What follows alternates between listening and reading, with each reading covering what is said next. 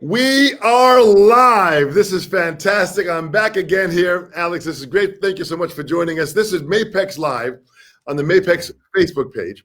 And what's so Yes. great about it is that we have the advanced, list of artists that we have to bring on. And I've been honored to have all these great artists. And today, Alex Bailey joins me. Alex, thank you so much. Live from Las Vegas. Vegas, baby. This is great, Alex. Yeah. Thanks so much, Alex. Well, first, it's kind of amazing. I've seen tons of footage of you playing with Marcus Miller, and just you've got such great control over the instrument. You are such an incredibly passionate and intense player. You're young, and what I love about it is that you started, I believe, in the church playing, correct? I did very much so. Yeah. Fill me in where that was, where you were originally from. Was it Kansas City you were from? Yeah. So I'm originally from Kansas City, Kansas. Mm-hmm. And I come from a family of musicians. My father was a minister of music of pretty much every church that we attended. Wow. So I really learned in church, if you will. So yeah. So what would happen? How old are you when you started playing in church? So my story is a little bit different because I grew up playing in church, but I didn't all at the same time. So up until middle school, every church that we attended didn't have any drums. So there's no drums, and it was just my dad. So my dad's playing the piano. He's directing the choir. He's directing the congregation. He's literally doing everything. And I'm sitting next to my mom, and she would have a pair of combs. And so that was my drum set. And so I had to make sure that I, wasn't raising my arms too loud to draw attention. So I'm just, oh man, I would play this here. I would play that there. And then every now and then I'd get that look from my dad because I'm making too much movement. He's got to get real quiet. All right, he's not looking. All right, so now I'm getting back in there. Yeah, and that was kind of like the church thing. And then in middle school, my family moved to Louisville, Kentucky. Mm-hmm. My dad was a minister of music at a church there. And that's when I actually started playing drums. So I was there for about 2 years, maybe 9-10 months in. The drummer that was there started playing, I think, somewhere else. And so the position was open and they had drums. And it's like, well, I know a guy. And so, yeah, that's kind of where that journey started. Yeah. So how old did you ever start taking lessons at that time? Was that part of it? I officially, if you will, started taking lessons in high school. I was a part of it was a middle school called Samuel V. No Middle School that was attached to the youth performing arts school that my brother would go to. So he was in high school, I was in middle school, and oftentimes we would just kind of come together, and my school would have access to some of their professors. So that was the first time I was involved in like percussion ensembles and things like that. But actual private lessons for me started a little bit later. Yeah, that was it. Now you mentioned that your family was musical. What other instruments did your family members play? So I got lucky. My father's a pianist who actually has a degree in music theory. Nice. Why somebody would major in music theory, I don't know, but he did. And it makes sense when he plays. My mother, she was studying music education when my parents met. So she's the music educator. My father was the music theorist. Yeah. So you have to say it like that. So my mother is probably the best vocalist on the planet. Yeah. Like there are angels, and then there's my mom, right? And like there's that. And then there's everybody else. So just kind of throw that out there. And then my brother is actually a very gifted producer and bassist. And he has a touring resume that's pretty ridiculous as well. So, and then there's just me. And your brother travels and tours playing bass? Yeah. So my brother was actually in Ariana Grande's, I think it was pretty much her first touring band. And he toured very extensively with her. He's also worked with Julia Michaels. He's worked with Chris Brown. He toured with Layla Hathaway. He's one of those. He was in LA for about, I think, 11 years. So he's got like Wow. one of those Los Angeles resumes, just name after name after name, that kind of thing. So yeah, and then he But has major production credits as well. but good for him. So you really have this influence family wise. So when you first started taking lessons, where was that? How did that start out? You took private lessons? Yeah, so there was a gentleman in Kansas City named Michael Warren. Michael Warren was at the time teaching at the community college in Kansas City, Kansas, and then Hmm. later on was teaching at UMKC, the University of Missouri in Kansas City. All these long names. But no, I was Yeah. studying with Michael Warren, maybe eighth or ninth grade, and basically, I didn't study long with him, but we became really good friends. Michael Warren gave me a CD by the Yellow Jackets, and it was a CD called "Run for Your Life" with Will Kennedy playing drums. And that CD Will is by a itself, fantastic player. dude, literally my favorite drummer. There are so many times when I'm playing that I'm like, okay, don't play this like Will Kennedy. But Will Kennedy would do that. Nope, don't do it. But but his playing was the gateway for me for jazz. So for me, it was Will Kennedy, Elvin Jones, Tony Williams, like literally Wow. just a huge thing. And so I credit my teacher Michael Warren for really kind of opening that door, and yeah, kind of pushing me on that path. Boy, that's fantastic. So Will Kennedy, as you know, Will Kennedy is a lefty playing a right-handed drum set. So he plays open-handed, a Very much. la Billy Cobham. There And it is. Billy Cobham was the first one to have this open-handed playing concept back in 1959. 59. Yeah. That's when Billy Wow. started doing it. Yeah, yeah, So, yeah. and then a whole, a whole stem of people from Simon Phillips to Will Kennedy to myself and to, Hmm. even I still playing open-handed. It's a whole nother world. And Will Yeah. is a phenomenal musician. Dude, he's a hero. I would Yeah. consider him a hero, man. Yeah, Good for you. that's So when man. you were studying with him, were there any books that you were studying with? You know what? We didn't go through any books. We did more studying from the records. All right, so there was the Run for Your Life record, and he introduced Afro-Cuban uh drumming esque, if you will. There was a song on that record called "The Red Sea," which is kind of like one of those famous Will Kennedy 6/8 Afro-Cuban things, which is Yeah. it's Afro-Cuban, but it's so infused with that kind of Bay Area Oakland thing that Will Kennedy has. So it's like its own thing. And we did that record. We started kind of getting around bebop. The title track from that record, "Run for Your Life," is just it's blistering fast, if you will. Um, there was that record. There was another. Oh, Terry Lynn Carrington.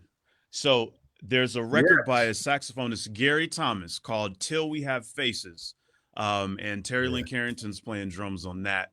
And so just a lot of straight ahead everything came from those two records. And as you know, Terry's playing is very unique in that it's it's not the delicate, very soft spoken kind of thing. Like Terry Lynn Carrington's kind of like, this is the ride.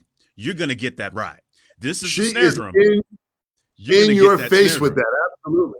Dude, I love it. And so literally that was like my approach to, straight ahead, if you will, and everything that came out of that. And just very like just huge. Oh man, it's wonderful.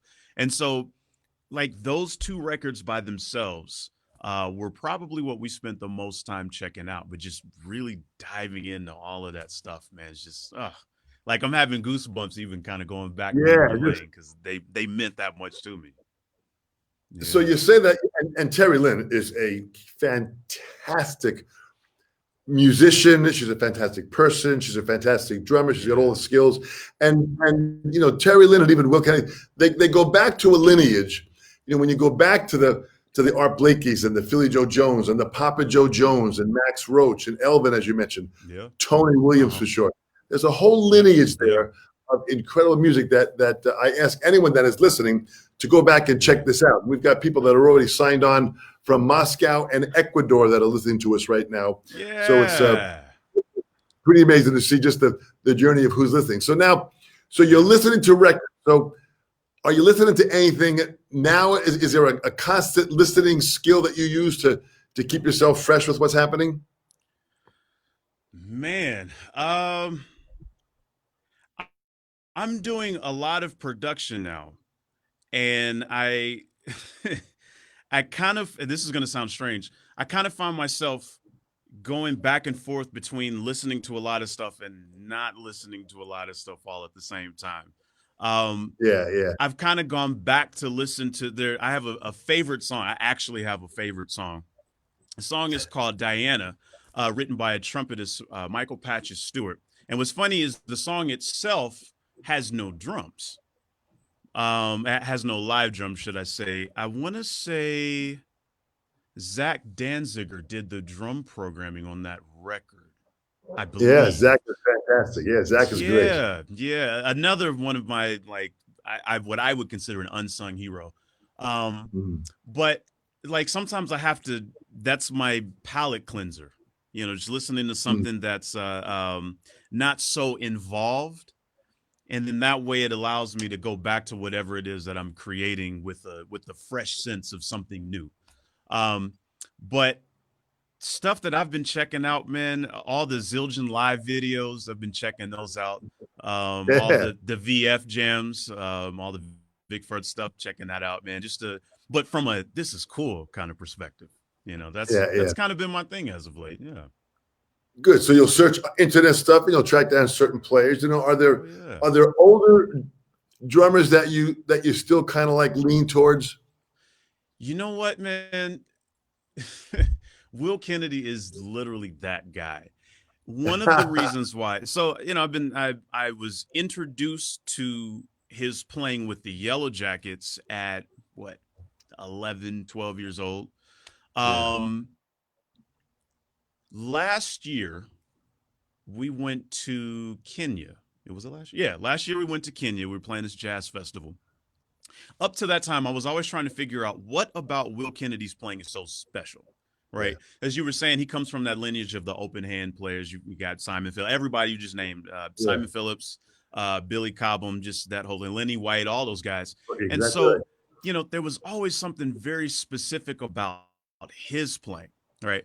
I go to Kenya and I'm listening to some dude play. He was probably like 19, 20, just killing. I mean, it was kind of like whoever this guy is, that's how you play drums. And literally, just out of nowhere, everything just snapped. Just about his playing, Will's playing in particular, it was like he took this very organic African, both rhythms and sound, but he really made it its own thing. Mhm. You know what I mean? And it's one of the reasons why only Will can play certain grooves that he plays and sounds like him, Yeah. right? So there is a Zildjian video that he played where he played a song that he did long ago from a video he did with Bob Gatson. And just it's like the way he played, it was just earthy, if I can use the term earthy, if it makes Sure, sense. sure. Like, you know, so taking that concept of like originality and just very this is what I do. Um every now and then I'll go back and check out Tony Williams, the I'll call it the first Tony Williams, because Yeah. Tony Williams is amongst a very small group of musicians that literally completely changed the way that they play. Yeah. And there are not a lot of people that can do that because naturally, as musicians on any instrument, we're going to spend our lives dedicated to like one thing and kind of perfecting that one thing. So it takes a lot for any musician to say, you know what, I'm going to approach it this way Yeah. instead, Yeah. right? So I go back to early Tony Williams when he was playing with Miles Davis, because sometimes I have to process that he was 17 years old when he did Seven Steps to Heaven. It's pretty amazing. I don't think it's fair that any 17-year-old would be able to produce that kind of vocabulary, but that's just how I feel. Um, but In terms of phrasing, I find that kind of going back to the Max Roach, um, Tony Williams, Elvin Jones, just and how what they played was them speaking. Yeah. Right, we're in like a day and age where you just got to say whatever you got to say. You got to hurry up and say it really fast. You got to boom, which is fine because it's fascinating and it takes a great level of skill to do that. But there was Yeah. something about what those guys played in the 50s, 60s, and 70s that literally was boom. Ooh, I felt that. And then 50 years later, it still feels the same way. So that's one of the things that I'm taking from a lot of the older drummers, or drummers, should I say, from the earlier generations that kind of set the pathway for what it is that we do now. Boy, that's great that you're aware of that. It's a kind of an interesting journey. I live on Long Island, which is about an hour out of New York City. And when I grew up much closer to New York City, so I could get into New York very often. Yeah, And yeah, yeah. the end of this month, I turned 67. So I was Wow. able to experience Yeah. the mid to late 60s and early 70s in New York. Yeah. And Mm-hmm. that was Tony at 17. Mm-hmm. Gregorico with Sly and the Family Stone was 17 at the time. These guys were young kids that just came out, and they were influenced by the people that came before them. Tony was Yeah. very, very knowledgeable. I got to know Tony pretty well in the latter part of his years. Tony Yeah, yeah, was yeah. also a great composer. He was an orchestration and composer. Tony was brilliant that way. Yeah, So he saw drums a very, very different way. mm-hmm. And to hear him at the different stages as a young kid and hear him grow to what he did eventually with his band Lifetime was pretty amazing to see. And I think, what I saw with your playing with Marcus Miller, you have elements of that in there where you can see influence that came in, but you really have your own sound that you put together, which I think is pretty admirable for somebody young like yourself. I appreciate that. Yeah, it's really fascinating because at the end of the day, even with all of the technology that we've got YouTube, we have Instagram, we have Facebook, we have iTunes and Apple Music. Like we literally have access to almost at least what we think is everything at any given time, and yet we're all still different. Yeah. You know what I mean? Everyone has their own fingerprint DNA. Everyone has their own uh, hair follicle DNA. Everybody has their own thing. And so, what's really fascinating, like you were saying, I have the pleasure of touring with Marcus Miller, and even hearing his influences, but yet hearing it come out of his own perspective. Yeah. And you can trace back the lineage of his playing, but the way it comes out is totally him. And so that's kind of something I'm trying to do more and more, is just playing the drums and say, okay, instead of thinking about how I'm going to play it, I'm going to think about the music, right? I'm going to think about what is he playing? What is the saxophone is playing? What is the keyboard is playing? What are they playing? Now, how can what I'm playing enhance what they're doing? Because ultimately it's going to make me sound good, right? I'm only going to sound good if we sound good as a collective unit. Yeah. So if I focus on that, then that's what's going to happen. And subsequently, my sound, if you will, is what's going to come out. Well, that's great that you see it that way because when you got to figure when you came out of the church influence, when did your first professional gig start to happen? Because you went out and played with Judith Hill and Ellen Totman, Chitty Bang. I mean, how did that all begin? Man, all right. So let's say fifth grade. Yeah, we'll say it's right around fifth grade. There's a drummer named Lester Estelle Jr. Lester's been playing with Kelly Clarkson he's been playing with her for quite a while. We're all from Kansas City, and he's actually a very dear friend of mine. His father and my father all played in the same group. His father's an amazing guitarist. My father's a pianist. There was a bass player in the group. Let's see, we got, and then Lester was playing drums. And there was one concert. So Lester has a brother who's also a professional drummer. And then my older brother started as a drummer and is now a bassist, but he's still a drummer. You can never really leave playing drum. You can kind of play anything else, but if you're a drummer, at the end of the day, you're always a drummer. So there Absolutely. was one concert that they played where it was it was a church concert, huge church, and Lester's brother Brandon brought a drum set.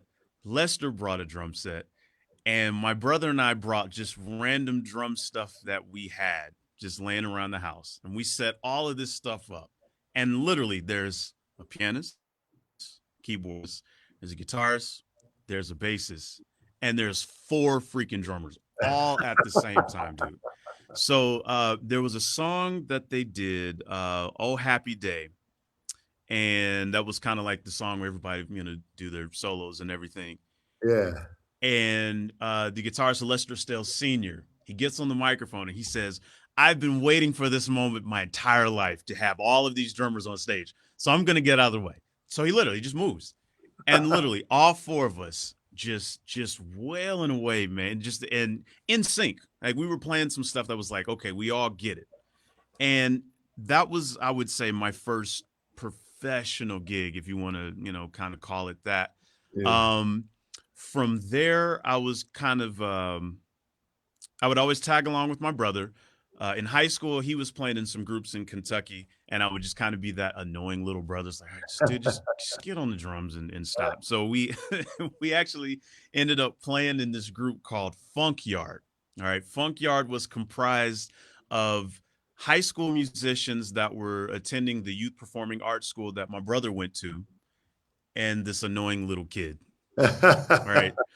And so I'll never forget, we did the first gig that I did with them. Had my drums, set up everything, and the band leader comes up to me and he's like, "All right, man, I got to be honest with you, dude. They gave me the money. They didn't have enough money to pay for you because we didn't know you were coming. Are you still going to be able to play?" And I'm like, "Dude, just give me some drumsticks. Let's go. I'll make you guys all the money you want to, right?" Because I'm thinking like, I got a place to stay and my parents feed me. I'm good. And yeah, that was kind of like the beginning of that, if you will. And then yeah, just kind of took flight from there. So networking started to happen. People were hearing you. You start to play around with different bands. So were you Yeah. going out touring? Were you playing in your area where you lived? What was happening at that point? So the the extent of my touring at such a young age, and even this story could go a lot of different places. We're talking about networking. My brother and I played for a choir in Kansas City called SCLC, Southern Leadership Community Choir. SC. Yes, yeah, Southern. I don't remember what it is, but that was a choir that we were playing for, and there were 2 years where there's an artist named Rodney Bryant out of Indianapolis, and he hosted this weekend of all of these different choirs all over the nation, and they would all go to Indianapolis, and they would perform a Friday night musical. Um, was it no Saturday night musical? Sunday, all of these different choirs would perform at different churches in the city, and then Sunday afternoon there was this huge festival of all these different choirs. And my brother and I would actually travel with this choir, and we only did it twice. But that was kind of like the extent of our touring. Now, that was the time where I met a drummer by the name of Thomas Pridgeon, who we all I know. know very well. Yeah. Yeah, and yeah, funny story. I got to tell this story because I can talk for hours, and I'm going to.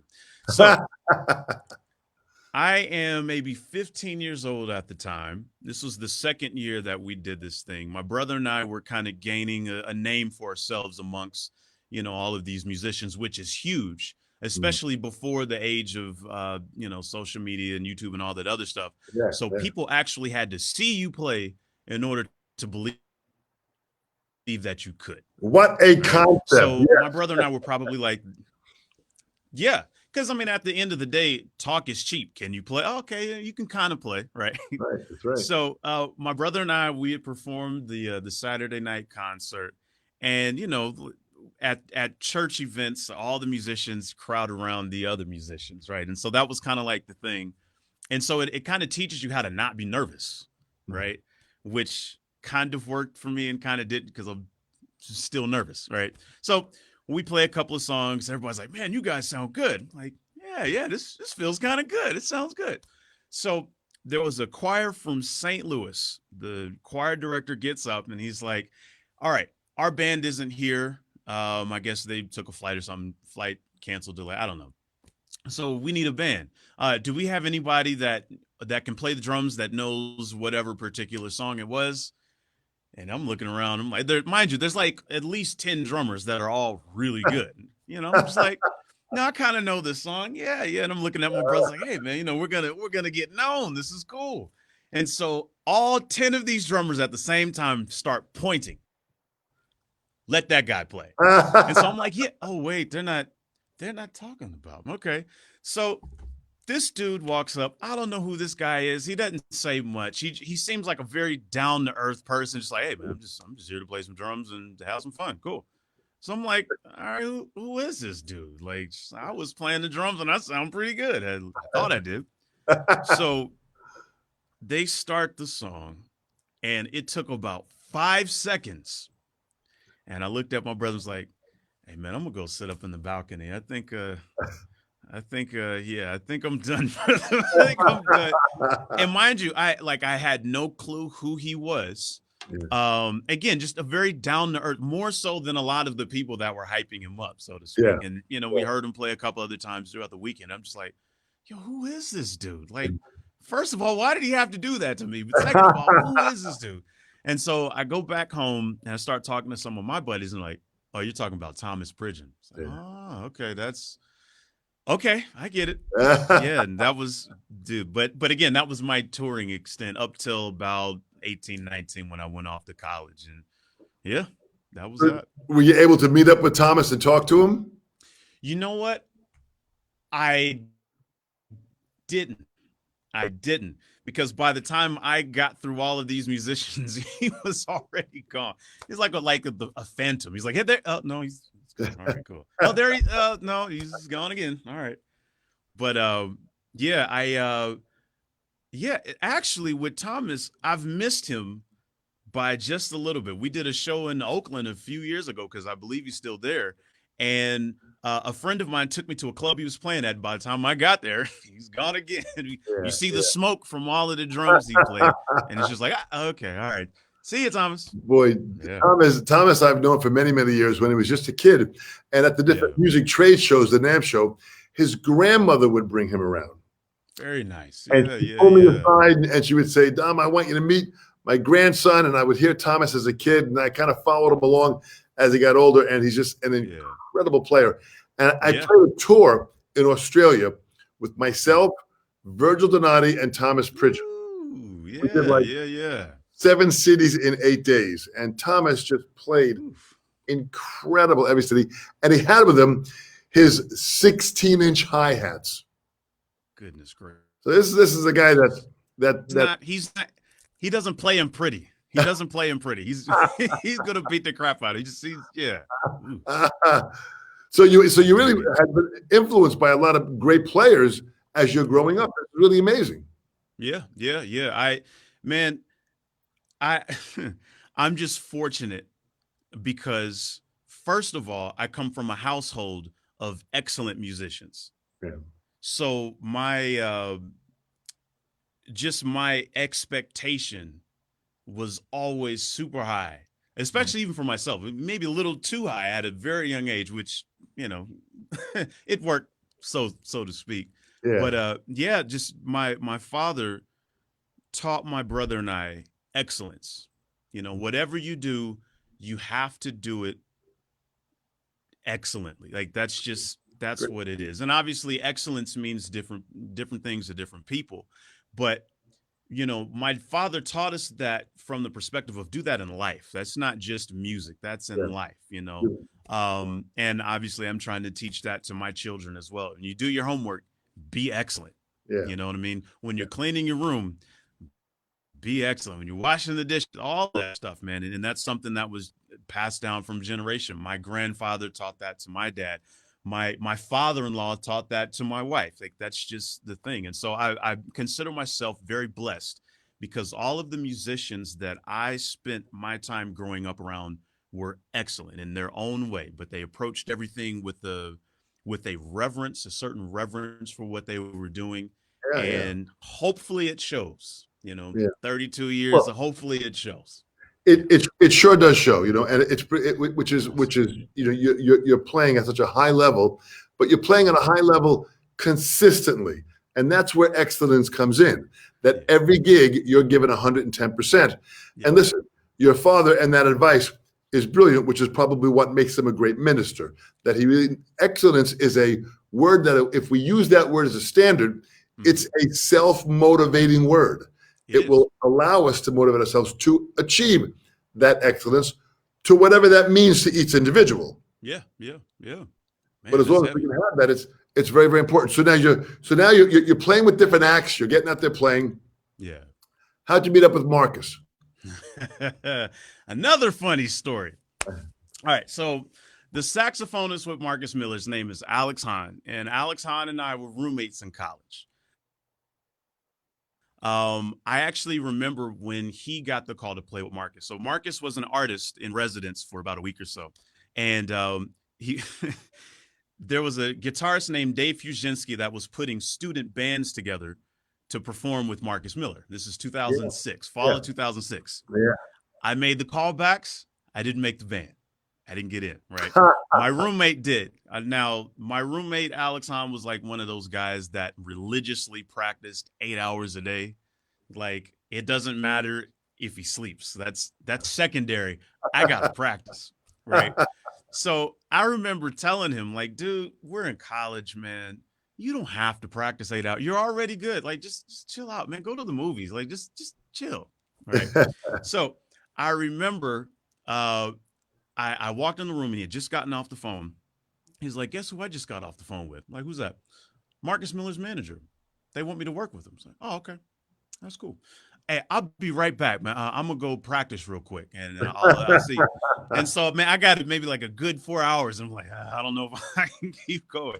So he ends up working with Marcus. So we're at this would have been 2009, 2010. He gives me a call and he's like, hey man, so Marcus Miller's looking for a drummer. I'm like, word. Really? It's like, yeah. And they're looking for somebody that can, do all these different styles. I'm like, really? It's like, yeah. So I told him to call this other guy. And I'm like, I was like, hey, yeah, Alex, let me call you right back. And I didn't talk to him for like 2 months. I'm like, no, we're not having this conversation. But basically, it turns out that there was the drummer who I actually replaced, who's now playing on the Stephen Colbert show. His name is Louis Cato, Mhm. who's actually a very gifted bassist. And so, long story short, Louis Cato accepts the gig in New York on the Stephen Colbert show. And just the TV schedule and the touring schedule, just how Yeah, it gets. It's pretty yeah. intense. So he ended up leaving the band. And the other story, I'm playing bass for a saxophonist named Elon Trotman. Elon Trotman is doing, I think, one of the smooth jazz cruises that Marcus Miller hosts. They get to talking, Now and they we come to find out. we got to go back. Go That for it. you got to explain that you also play bass guitar. Oh yeah, yeah, a little bit, Yeah. a little bit. So I'm the little brother that wanted to be just like my big brother. So he started out as a drummer. I started playing drums. He started playing bass. I started playing bass. He started producing. I started producing. So I'm literally just the little brother trying to be big brother, trying. And yeah, that was kind of like my escape, if you will, right around high school, early high school. Um, you can't really play drums at like 10 o'clock at night. Yeah. You know what I mean? Especially if you're not the head of the household, you can't do that. And you can only air drum to so many records to where you kind of want to actually play an instrument. So I'm going to use the term borrow. I borrowed my brother's bass, one of them, borrowed, because eventually I gave it back, kind of, sort of, not really. I would borrow my brother's bass and literally, like, it's nighttime, lights out, parents think I'm asleep. and I'm just basically shedding to all of the Yellow Jackets records that I was playing drums to. Oh, that is great. So I'm just like, I'm trying to make sure I don't, slap and do all this stuff too hard. So that way, I don't get that knock on the door, go to bed, you know. But yeah. And yeah, that was kind of like the start of it. And it became a thing because there were so many good drummers in Kansas City. There were so many good drummers in Kansas City, and I wanted to gig and just kind of figure, if I really want to do this, maybe I should have something else in the back. Yeah. Kind of. There's a question here. Check this out. Artemy Core, what is it for you to play with Marcus Miller? How do you feel when you're playing with him? What was it like, for example, like the first time you went to play with him? What's that feeling like? Man. So the first show that we did was on the Signature Jazz Cruise. Got to paint this picture. This is Marcus Miller we're playing for. So I get the music. I'm already excited because I know all of his music very well, right? So I was kind of waiting on an opportunity to pretend I didn't know something. And it was like, I think I know this. Boom, I'm going to play it really good. It didn't work like that. So we're playing for Marcus Miller, but we're also the house band for a couple of other artists. Now, again, this is Marcus Miller. We're talking jazz, but more funk, more R&B, Marcus Miller kind of stuff, right? Yeah. So I get the music for everybody else. We're playing with Joe Lovano and Diane Reeves. This is straight ahead, straight ahead, straight ahead. So literally my first gig with Marcus Miller was playing straight ahead. That's incredible. So at the time, his entire band is living in New York. So deep down inside, they're all jazz heads. They're incredible jazz musicians. So my first time playing for who I would consider one of the funkiest bass players alive was trying to prove that I can swing with the best of them. So that's what I did for the most part. And I went for it. And that was the first gig that I had with Marcus. How does it feel playing with Marcus? As a bassist who, plays drums as well, it's a bass lesson every day. Brutally honest bass lesson, kind of like I get home and try those things. I'm like, okay, no, I can't do that. No, not today. As a drummer, it's very rewarding because we're playing music that's very organic in a way. Any kind of direction we go in, it's very organic. Organic from the sense of, this is what the music sounds like. This is what all the other drummers did before. All right, today. What are we going to do? How's it going to, what's it going to be? And there's a very living in the moment kind of feeling. That's just, I don't even know if I can describe it, Dom. Man, it's something. It's something. And it's a feeling that I take with me everywhere I go. Well, it for sure, Marcus, who is a fantastic artist and another great guy, really understands music at a high level. And what is it like, having bass, knowledge and playing bass guitar? How has that helped you with drumming? Has that opened you up to a whole nother level of listening? Oh, man. So first of all, I encourage anyone that plays drums, learn another instrument. Yeah. And I also encourage anyone that plays any other instrument but drums, just learn a few things. Learn a couple of grooves, learn a couple of paradiddles. Yeah. Knowledge is power, right? The more we know, the more powerful we are. So I have knowledge of something outside of this instrument that helps me play this instrument with other people more effectively. Yeah. My whole goal as a drummer is to be the drummer that every other instrumentalist wants to play with, right? There are a lot of very well-known drummers and gifted drummers that we know that when I talk to their other musicians, they're just like, all right, he's going to play this and nobody can count it. So we just stop playing and let him do it. You know what I mean? And it's like, it becomes like a one person show. Right. And then there are those other drummers where people are like, man, what do we have to do to get that drummer to play in our band? Right? What do I have to do to get that drummer Yeah. on my record to play my show? And so I want to be that drummer. Playing bass gives me that ear. Now I know when I'm playing drums that a bass player would kind of need this amount of space to do something. Or a bass player wants to play behind the beat. So I'm going to stay right on top of the beat, or vice versa. The bass player wants to play on top. I'm going to play a little bit far behind, and then Yeah. we'll kind of make this thing work, and that's kind of been my experience playing bass. It just helps me hear everything outside of this instrument so that I can play this instrument more effectively when I'm playing with other people. Boy, that's fantastic. Really fantastic. Do you play any piano? Yeah, I do. I do.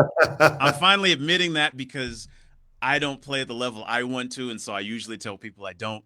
But on my record, I did all the keyboards, so it's like, okay, yes, I do. So yeah. Glad Plus, my father would beat me if I said no to- because he spent a lot of absolutely. time making sure that I knew something. So yes, Dad, I do. Yes, I do. Check out this question, Alex. What kind of things are you working on these days to improve your playing? What is your focus now that you're doing to improve your playing? Thank you, Anthony. Ooh. So first of all, I'm thinking less. Nice. I'm thinking less. Um,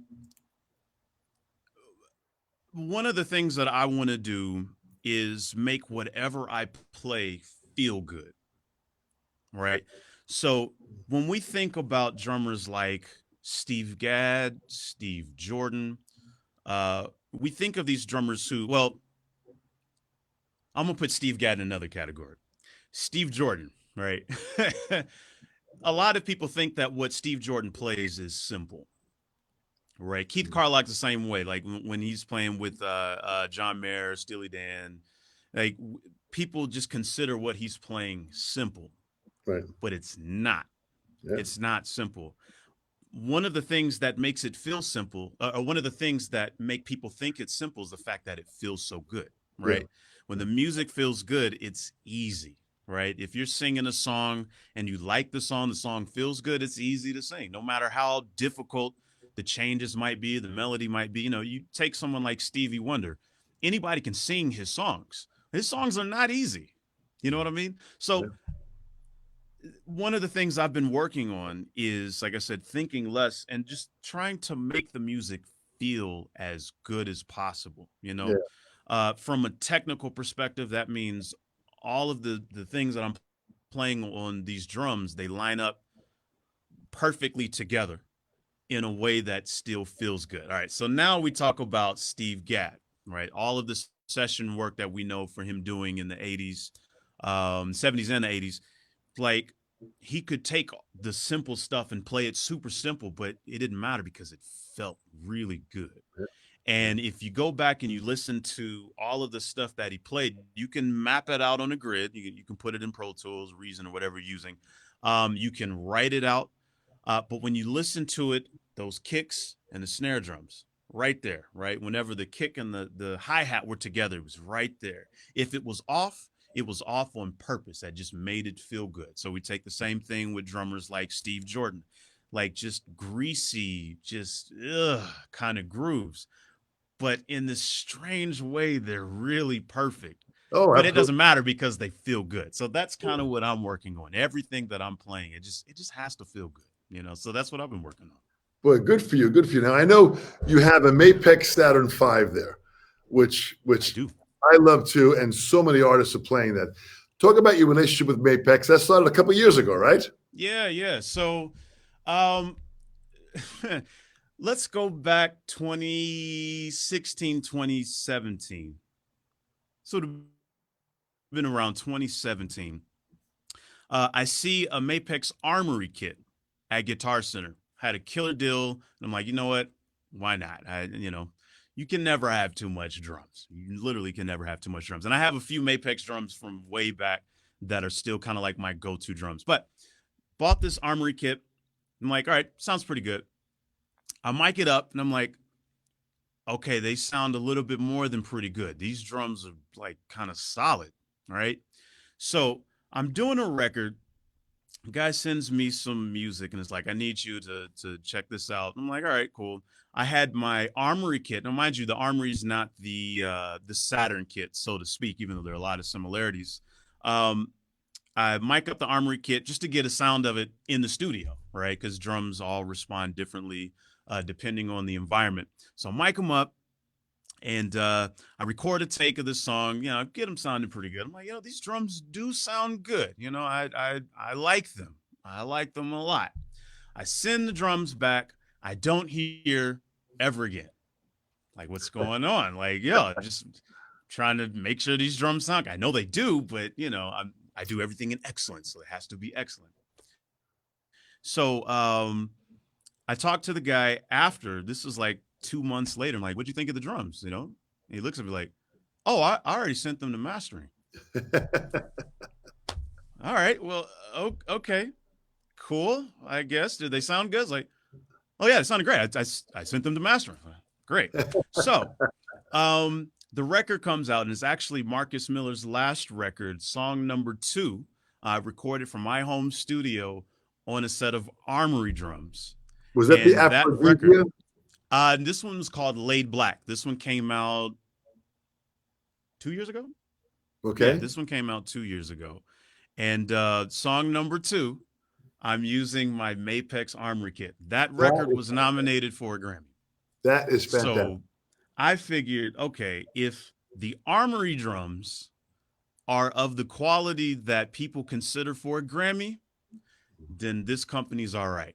The reason why I did that is because as a touring musician, we very often have to play different drums, right? We got to play different drums. If you put something on your rider, what you need to perform, you can get any series from any company and experience just about any level of quality, right?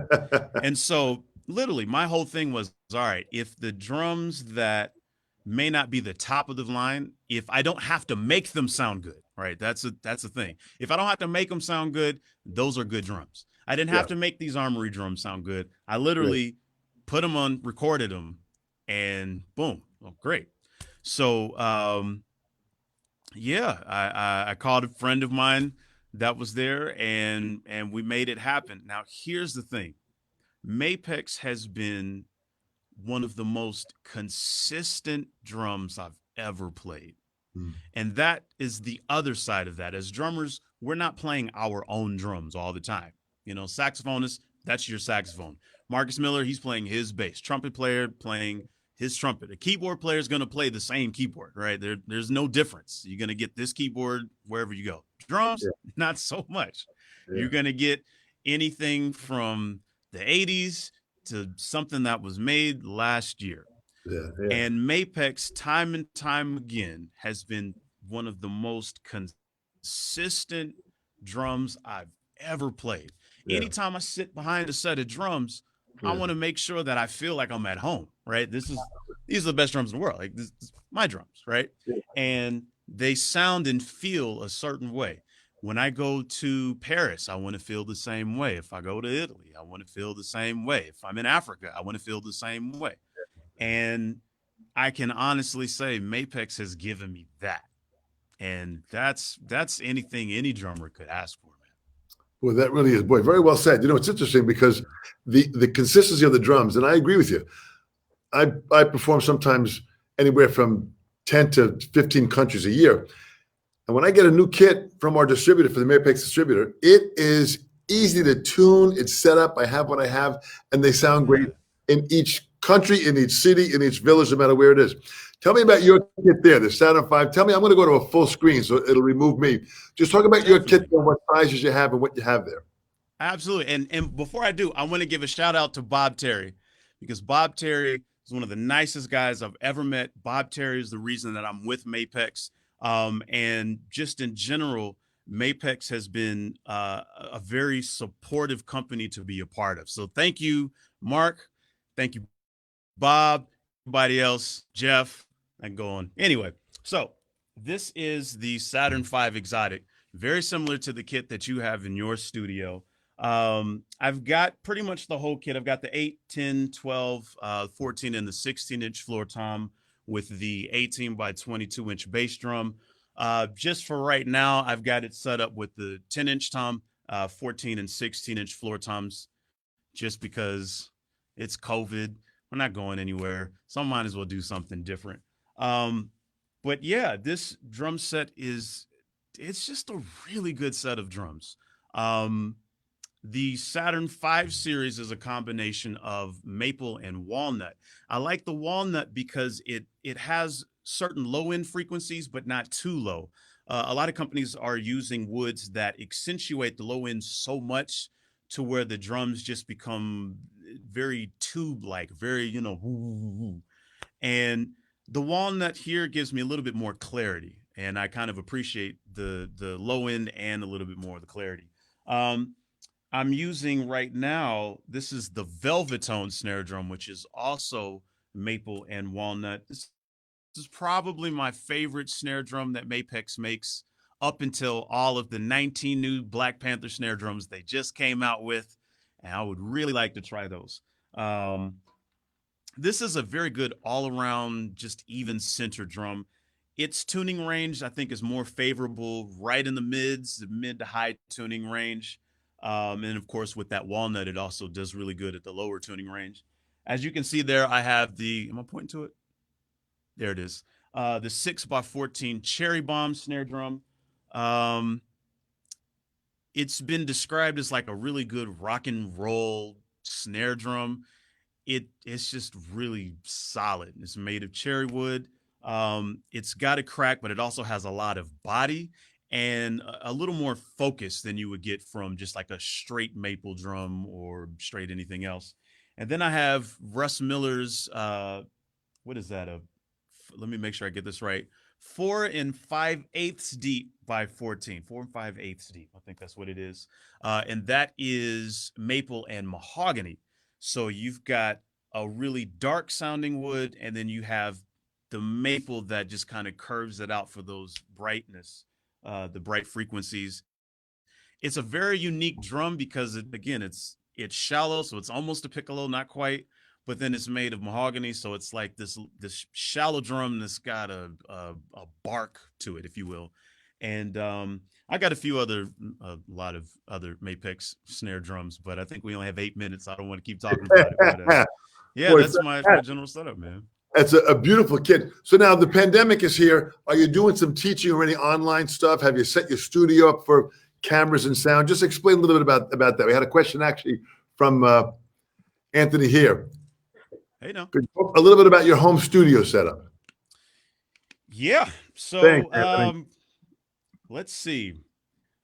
I'm trying to think what differentiates my studio from everyone else. So the main thing right now is my studio is set up to record for a very tight sound. The reason mainly I did that because most of the music that I'm producing right now requires a very tight sound, and then you can edit in post-production how you want it to sound, versus recording in a bigger room that has a bigger sound that could sometimes be a little more cumbersome, if you will, to control. But yeah, I've got a closed mic set up. Got just standard microphones, SM57 on the snare. Got a couple other 57s rolling around. I use D6, Audix D6 on my floor toms because it's my studio and I can get to choose the mics I want. I want my floor toms to sound like cannons. Have you ever heard a floor tom dom that sounds like a paper bag? Oh, many times. It's like the most frustrating thing, and you're like, it's a floor tom. Absolutely. Right? It's so, and then the worst thing is when you get paper sounding floor toms in the recording, and then you have to do stuff to make it sound like a floor tom. It's not supposed to happen like that. It's a canon and it's supposed to sound like that. So I've been using what would be considered bass drum mics on my floor toms, and that got it nominated for a Grammy. So there it is. Yeah, but how very interesting. And I want Anthony and everyone else to understand that Yeah. it really takes to understand the sound that you're looking for, Exactly. the heads that you have on, the shell combination, I mean, the tuning process, and then your technique of how you're hitting the drum. That's going to be all the elements that's going to produce the sound. Right. And it is our sound that becomes our voice. And you really have a very, very clear voice. Your sound is always clean. It's several of the stuff that I heard you do. It's a very clean sound you get. And, you know, if someone wants to call it tight, if you want to call it, however you want to call it, it's crystal clear. You can hear everything that you're doing. And that's what you're delivering, which is beautiful in the way you deliver what you do. I appreciate that. It's funny that you say that, because I kind of have this flip-flop way of thinking about drums. When I'm playing live, I'm approaching as if I was playing in the studio, meaning I want it to be as precise as possible. One of the things that I appreciate about drummers like Chris Coleman, Tony Royster Jr. is that they have just an unnatural ability to play some really fast stuff, right? It is unnatural, right? But the more you know, we were talking about knowledge is power, right? So the more you study, the more you learn, the more you can start to dissect what they do. That's one of the things that I teach my students now. Like, all right, we're going through these rudiments, we're doing all this stuff, but we're doing it for a reason, because the more you learn this stuff, the more you'll be able to hear anybody. You know, you can hear Jack DeJohnette, you can hear Virgil Donati, you can hear all of these drummers, and then you can start to, okay, I see what they're doing, right? So I approach playing drums live as if I were in the studio, meaning I would be able to take what I played live, put it in a DAW, and then listen back and hear every little thing. Every little stroke has to be, you know, that. And then, of course, when I'm playing in the studio, I'm trying to capture the energy of playing live, but still as precise as possible. And then to Anthony, that's one of the reasons I record and mic everything the way that I do, just to get the tightest sound possible so you hear everything. Well, you succeed with that, you know. And what's amazing is we have people like Claude Hoffman, who is a phenomenal drummer and player in the Belgium area. We have Bob Terry joined us, and he said, you know, he enjoyed working with you. I'll tell you something. Bob is a phenomenal player, other than the fact that he's a great guy and extremely knowledgeable at what he's doing. We've got Keith Dudek, of course. Hello, Mapex family. Keith, another phenomenal player. We've got, well, look at these plays here. We've got, I got to go down here. We've got, look at this one here. Ignazio De Fresco, who is a phenomenal drummer in Palermo, Italy. He's with us right now. So many great guys. Let's go to, I want to go over here. Look at this. Simon Doble is from Norwich, England. He's joined us. Simon? John Owen from North Carolina joined us. What's up, man? Francesco, look at this here. From Ecuador. Man. And check this out. Incredible, man. Artem McCord from Moscow. You have an incredible amount of people that have joined us today on Mapex Facebook page. Alex, what you're doing is fantastic. You're one of the next generation that's out there with a clean sound. You've got an honest, your heart is always in every note you play. You are moving the art form forward, and you're striving with what your parents did so fantastic is you're striving towards that degree of excellence. There it is. That really is self-motivating in its way. So you have absolutely done that. I'll tell you something, you know, you've got this incredible concept of what you're doing. I want to make sure, do we have, your website is at teamalexbailey.com? It is. So everything is Team Alex Bailey. So my Facebook page, Team Alex Bailey. Instagram, Team Alex Bailey. Twitter, my website, teamalexbailey.com. Please go like and subscribe and do all that stuff. I have a whole slew of material that's actually coming out for YouTube. I'm in the editing process, which we know can be daunting, but it's actually a lot of fun too. So definitely stay tuned. And real quick, this is completely unrelated, but just because I have the platform, I want to say congratulations to my parents, Timothy and Andrea. They celebrated 40 years of marriage yesterday. And I just want to say thank you, because I believe they're watching. and they're probably critiquing my grammar, making sure I say everything right.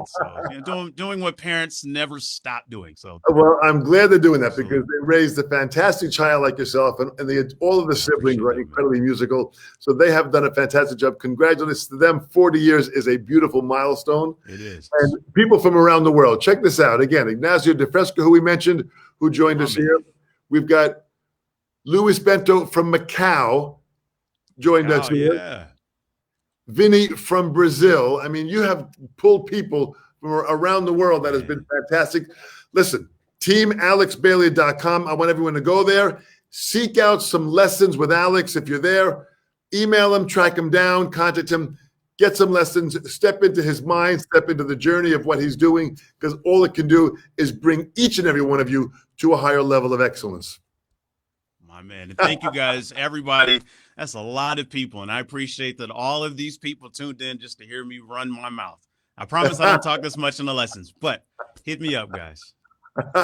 Alex, thank you so much on behalf of Mapex, and I thank Mapex so much, Mark Bennett, and all these great people that are there to support us, to allow us to have this kind of opportunity every Monday at 2 o'clock Eastern Standard Time. Alex, thank you so much. Stay well, stay safe, and we'll touch base real soon. Take care, Dom. It was a pleasure, man. Thanks, Alex. Bye-bye.